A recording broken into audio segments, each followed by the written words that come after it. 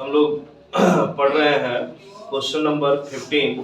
जैसे बोल रहा है एक समतल जमीन पर एक खड़ी मीनार है और मीनार 40 मीटर अधिक लंबी हो जाती है। मीनार की छाया जो है उस स्थिति में 40 मीटर अधिक लंबी हो जाती है जब सूर्य का उन्नयन कोण जो है वो 60 डिग्री से घटकर 30 डिग्री हो जाता है।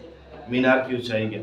ठीक है, तो हम लोग सबसे पहले बोले कि ए बी एक मीनार है, भूमि पर सी एक बिंदु है जहाँ पे उन्नयन कोण 60 डिग्री हो रहा था।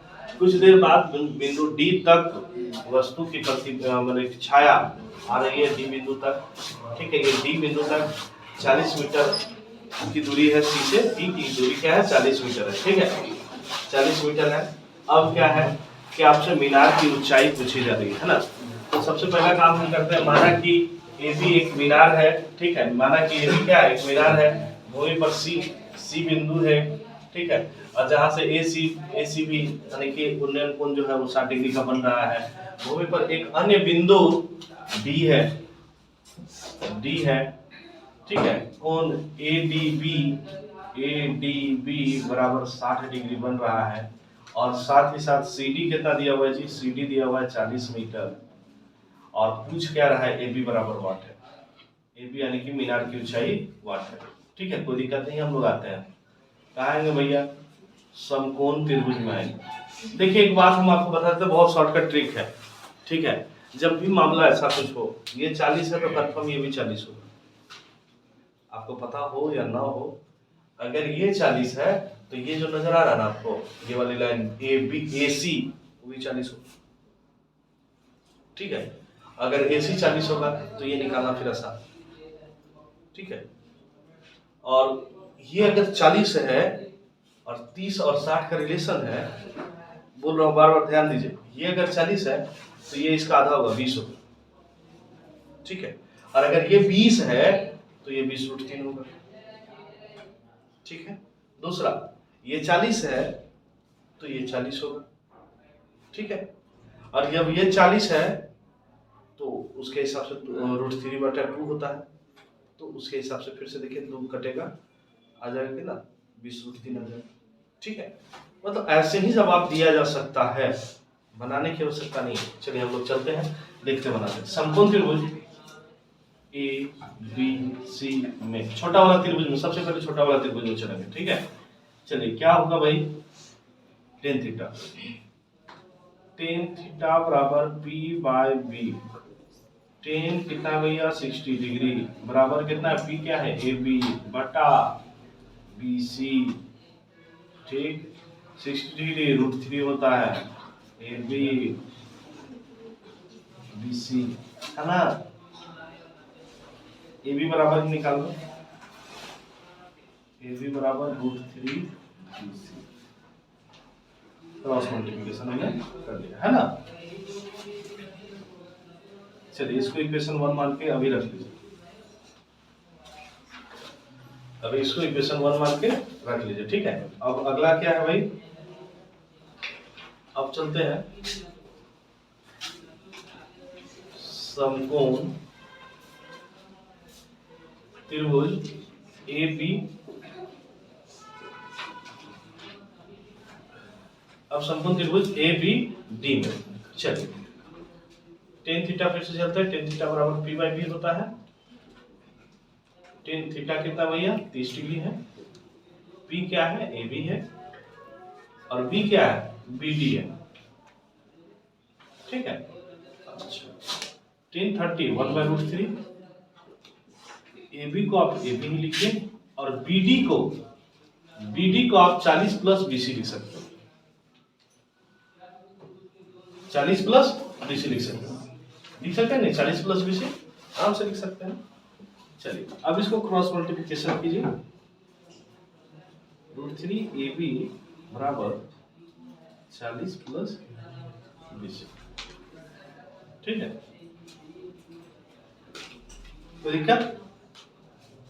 अब एक चीज थोड़ा सा ध्यान दीजिए, ए बी बराबर क्या है √3 बी सी है। ए बी बराबर √3 बी सी हम लिख सकते हैं, तो ए बी के जगह पे हम क्या लिख देंगे √3 बी सी लिख देंगे। ए बी की जगह पे क्या लिखेंगे √3 बी सी। ठीक है, √3 क्या होगा 3BC होगी। इधर चलता है 40 प्लस 40 प्लस, ठीक है। 3BC है, 1BC इधर आ गया, माइनस हो जाएगा। 3 में से 1 चला गया तो 2BC बचेगा, जगह की कमी है, ऊपर आ जाता है। 2BC बराबर कितना हो गया, 2BC बराबर क्या हो गया 40 हो गया, है ना। 3 में से 1 चला गया तो 2BC बचा, 2BC बराबर कितना हो गया 40 हो गया, 2 से ये गया, BC बराबर कितना बचेगा 20 मीटर। याद कीजिए अभी हमने बोला था BC कितना आएगा 20 मीटर आएगा, ये 40 है तो ये 20 आएगा बोले थे ना। अब BC का वैल्यू पुट अप कर दीजिए यहाँ पे, BC का मान समीकरण 1 में रखने पर, ठीक है। तो भैया समीकरण 1 क्या कहता है, AB बराबर है √3BC, तो √3 और BC का वैल्यू कितना आया 20, तो 20√3 मीटर आया। AB बोले तो मीनार की ऊंचाई, AB बोले तो मीनार की ऊंचाई कितना 20√3 आया। आप लोग को पहले जवाब दिया जा चुका था 20√3 आया, ठीक है। ध्यान दीजिए क्वेश्चन नंबर 16 है, कहता है भुजा 5 सेंटीमीटर वाले एक घनाकार ब्लॉक, घनाकार मतलब लड्डू का पासा जो होता है ना, घन के जैसा, 6 उपलब्ध बराबर होता है। चलिए स्क्वायर से बना होता है घन, है ना, बस स्क्वायर 2D है और घन क्या है 3D है, ठीक।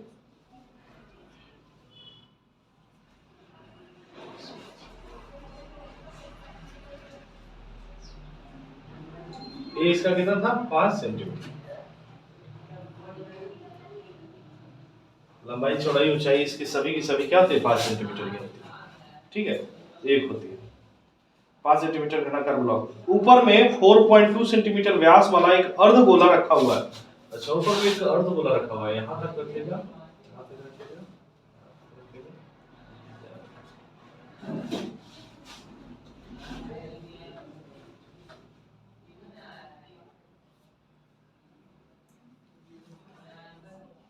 कुछ इसका व्यास कितनी है इसकी, इसका D कितना है 4.2 सेंटीमीटर, ठीक दिया। घन ये बराबर 5 सेंटीमीटर, अर्धगोला, अर्धगोला का क्या दिया हुआ है, D दिया हुआ 4.2 सेंटीमीटर, R होगा 4.2/2, 4.1 सेंटीमीटर। तो दिक्कत बोल रहा है ठोस का संपूर्ण पृष्ठीय क्षेत्रफल, है ना। क्वेश्चन क्या कह रहा है भाई, ठोस माने ठोस का पृष्ठीय क्षेत्रफल ज्ञात कीजिए, ठोस का पृष्ठीय क्षेत्रफल, ठोस का पृष्ठीय क्षेत्रफल बराबर होगा घन का, पहले संपूर्ण निकाल लीजिए, घन का TSA, घन का टोटल सरफेस एरिया पूरा पूरा घन का निकालिए। अभी हम अर्धगोला उस पर कोई इन्वॉल्व नहीं किया, ठीक है। अभी मान लिया अर्धगोला है ही नहीं, ठीक है, TSA उसका पूरा निकाल। अब अर्धगोला भी है तो अर्धगोला का सिर्फ बाहरी भाग को हम पेंट करेंगे, है ना, अंदर तो नहीं कर सकते, तो भैया उसका CSA लिखिए, अर्धगोला का CSA।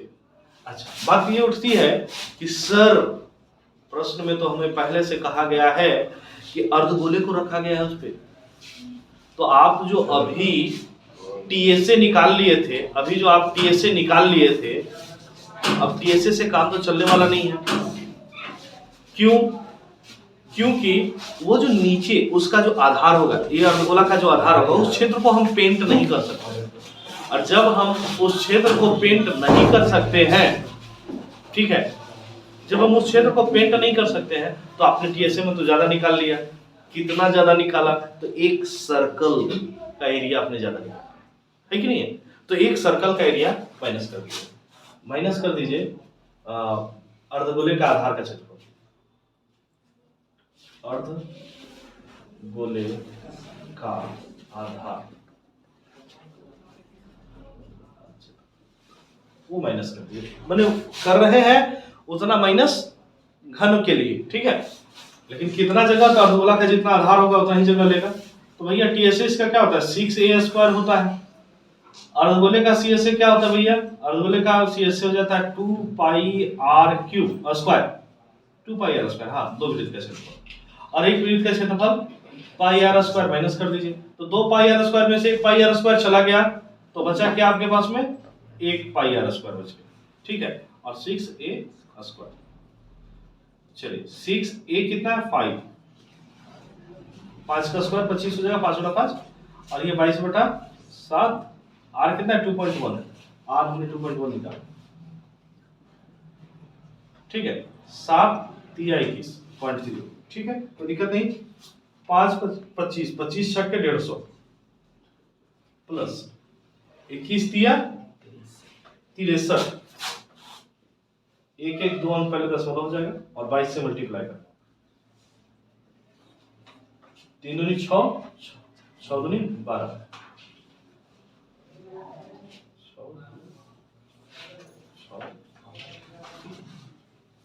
2 अंक पहले दशमलव, 13.86, 13.86, ठीक है। 13 इसमें जोड़ दीजिए भाई, कितना है 150 है, 150 13 163.86 सेंटीमीटर स्क्वायर, क्या हो गया। कोई दिक्कत किसी को। क्वेश्चन नंबर 17 कहता है एक गोलाकार कांच का बर्तन है कि बर्तन, उस बर्तन के बेलन के आकार की गर्दन है, मतलब सुराही जैसा या घड़ा जैसा बोलो, जिसकी लंबाई 8 सेंटीमीटर है और व्यास 2 सेंटीमीटर है, गोलाकार भाग का व्यास जो है 8.5 सेंटीमीटर। चलिए चलते हैं। कुछ इस कदर से गोल एक बर्तन है, ठीक,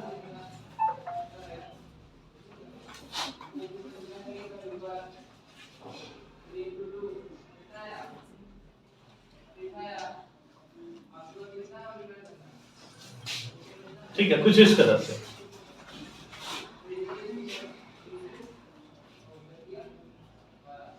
ठीक है। इसका कुछ व्यास आपको दिया हुआ है, त्रिज्या दिया हुआ है, व्यास इसका दिया हुआ 8.5, पूरा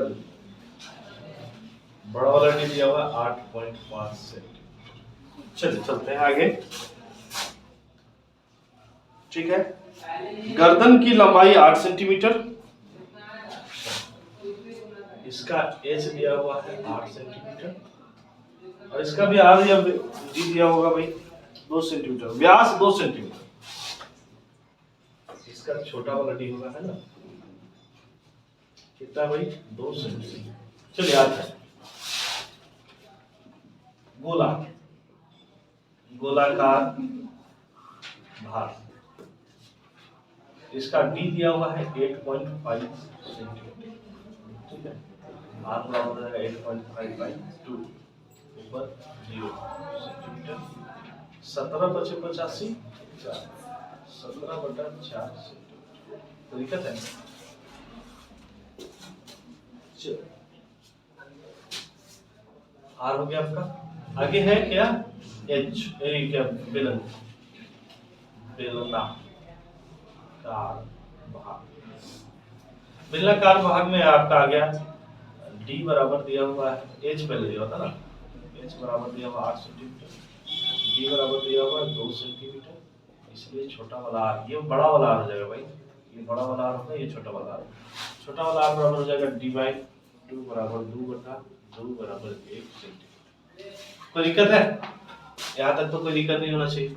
अब इसमें पूछ रहा है ये गोलाकार कांच के बर्तन, जिस बर्तन की एक बेलन के आकार का गर्दन है जिसकी लंबाई 8 सेंटीमीटर है, व्यास 2 सेंटीमीटर है, जबकि गोलाकार भाग का व्यास जो है, बड़ा वाला गोलाकार भाग है जो है अंदर मटका जैसा, उसका जो है 8.5 सेंटीमीटर है, उसमें भरे जा सकने वाली पानी की मात्रा का ज्ञात करना है। क्या पानी का आयतन निकालना है ना। आगे बोल रहा है कि एक बच्चे ने यह ज्ञात किया कि उसका आयतन 345 सेंटीमीटर क्यूब है जांच कीजिए कि बच्चे के द्वारा उत्तर दिया गया जो है वो सही है या नहीं है। ठीक है, सही है या गलत है बताइए। ऐसे तो गलत है। आगे है, यह मानते हुए कि उपरोक्त मापन आंतरिक मापन है। जो भी दिया जा रहा है वो आंतरिक मापन है, क्योंकि बर्तन की कुछ ना कुछ मोटाई भी होती है, तो फिर डिफर कर जाए।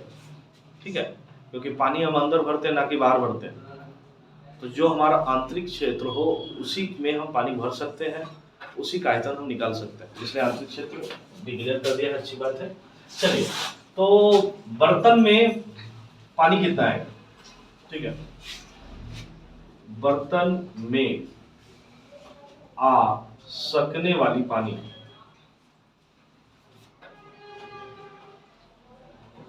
का आयतन बराबर गोला का आयतन, गोला का आयतन या गोलाकार भाग का आयतन,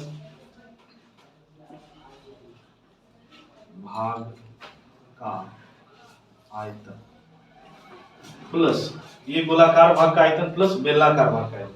उतना ही ना पानी आएगा इस बर्तन में।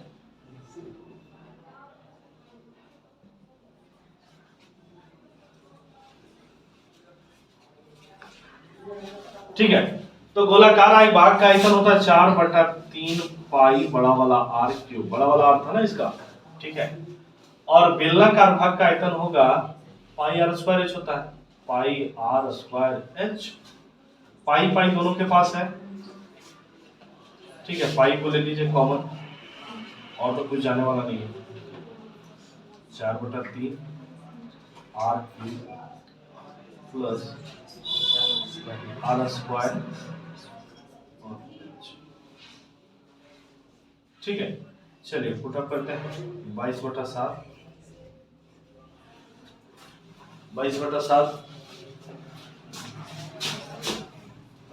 4/3 बड़ा वाला आर कितना है जी?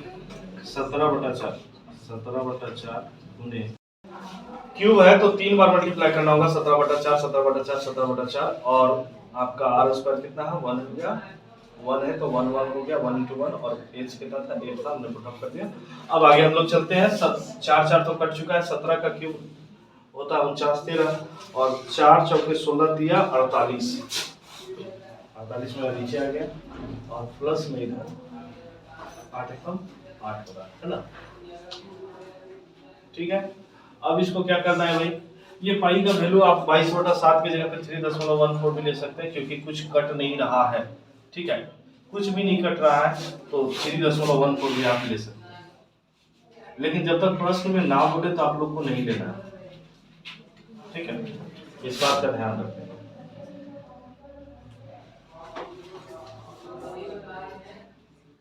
ठीक है, अब क्या करेंगे? 48 से इसको क्या करेंगे? भाग दे देंगे, है ना। देखिए, हम लोग इसको डिवाइड किए तो इतना आया 102.35 आया और 8 था, ये जो 8 आया था। ठीक है, 3.14 और इसको कैलकुलेशन कर दिए जब हम 102 था और 8 110.35 हो गया।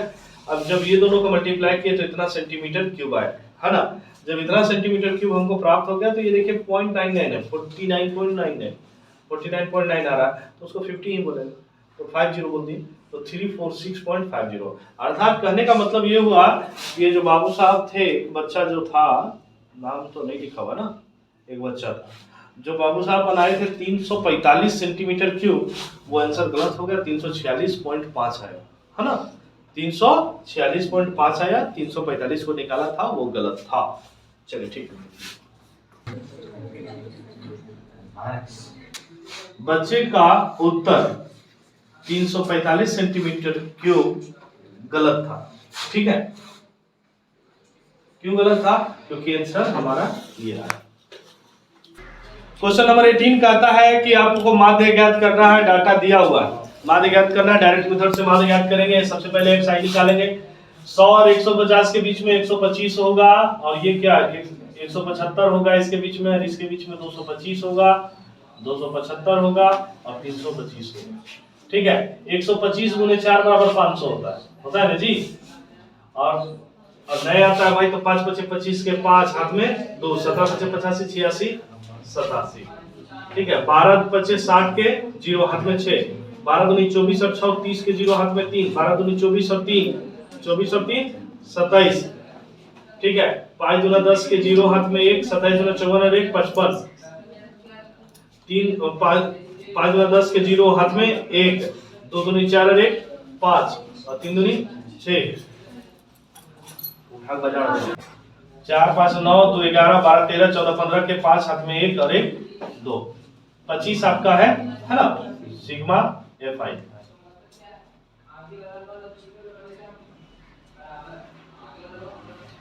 पांच 7 5 12 5 12 5 17 के 7 हाथ में 1, 5 8 13 13 13 और 13 और 7 20 20 10 30 31 और 1 32 के 2 हाथ में 3 और 2 5, ठीक है। तो माध्य बराबर क्या होता है, sigma Fi xi Fi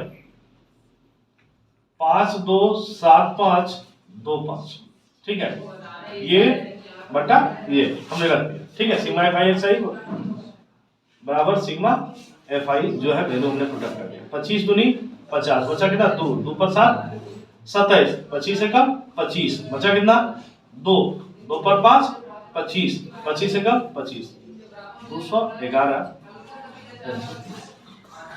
question number 18 में ऊपर सिग्मा Fi xi जो होता है xi के बगल में, उसको लिखना भूल गए थे, उसको थोड़ा सा मेंशन कर लीजिएगा। आपका प्रश्न है 90 नंबर, कहता है कि डाटा आपको दिया गया है, इसका बहुलक ज्ञात करना है। तो बहुलक ज्ञात करने के लिए सबसे हाईएस्ट फ्रीक्वेंसी हम देखते हैं, सबसे उच्च बारंबारता क्या है, उच्च बारंबारता कितना है 23, तो 23 क्या हो जाएगा, ये F1 हो जाएगा, F1 हो जाएगा 23, है ना, और इसके ऊपर वाला क्या हो जाता है 0 और नीचे वाला F2, ठीक है। उच्च बारंबारता कितना है 23, इसलिए बहुलक वर्ग कौन सा हो जाएगा आपका, ये वाला, ठीक है, 35 से 45, L हो जाएगा 35, H हो जाएगा 35 से 45 10 का, F0 F1 F2, ठीक है। कौन है 21 23 और 14 है, 21 है 23 है, ये मिल गया आपको, इसी से बदले बहुलक को z से डिनोट किया जाता है। z बराबर क्या होता है, l plus f1 minus f0 2f1 minus f0 minus f2 into 8। l है कितना भैया, l है 35, ठीक है, प्लस हाइट कितना का 10 का है, f1 कितना है 23 है, और f0 कितना है 21 है, यहाँ 2 गुना 23 हो जाएगा और 21 भी माइनस होगा और साथ ही साथ 14 भी माइनस होगा, ठीक है। 23 में से 21 का 2 बचा, गुना में इधर 10 है, 23 गुना 46 और 21 और 14, 21 10 31 और 4 35, 46 में से अगर 35 चला जाता है तो बचता है कितना 11, ठीक, 35 10 45 और 46,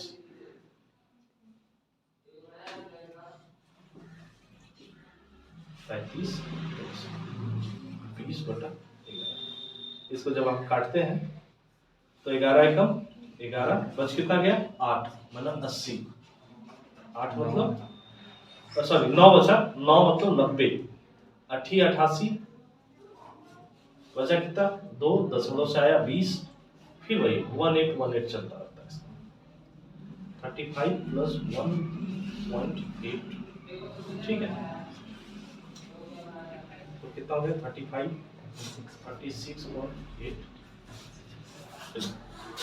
आज मैथमेटिक्स का आप लोग का सभी सेट का, सभी सेक्शन का, सभी मतलब कि क्वेश्चंस आपको जो मॉडल सेट जो जैक के द्वारा जारी किया गया है, सभी का सभी आप लोग को बना करके दिया गया है। इस चैनल पर आप आराम से देख सकते हैं, समझ सकते हैं, अगर कहीं प्रॉब्लम होता है तो आप पूछ सकते हैं, ठीक है।